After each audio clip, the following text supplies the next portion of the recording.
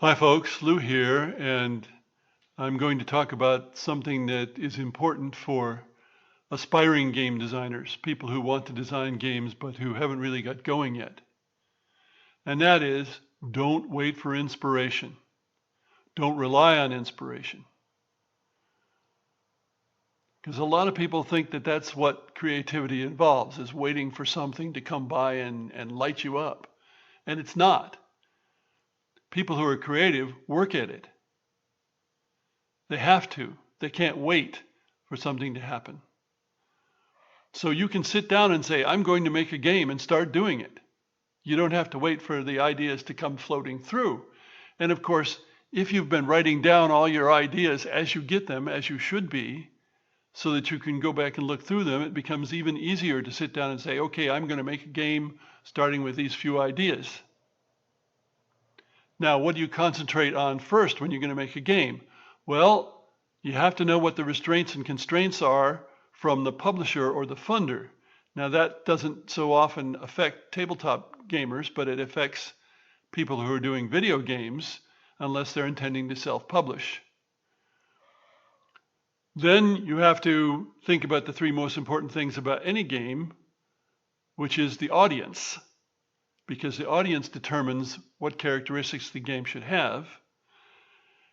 And what is the player going to do? Because games are active, players do things. Even if the doing is thinking a lot about something, it's still doing, not being passive. And what are the main constraints in the game as opposed to the constraints on the game from the publisher or funder? In other words, because a game is a set of artificial constraints, that's all it is, that players agree to abide by when they play, you have to decide what those main constraints are going to be.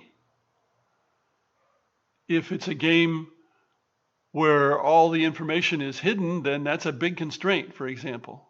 Whereas if it's a game where the information is available to everyone, that's quite a different kettle of fish.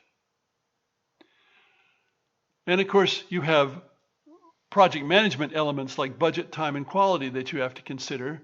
It doesn't do to make a simple game that has hundreds of pieces because it's going to be too expensive to produce. You have to think about things like that if you want to be published or if you want to self-publish.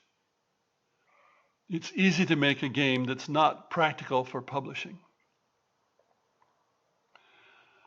Then you need to make a list of how the game works, not what you wish it to be. An awful lot of people think when they're making up a game, they end up writing down a story.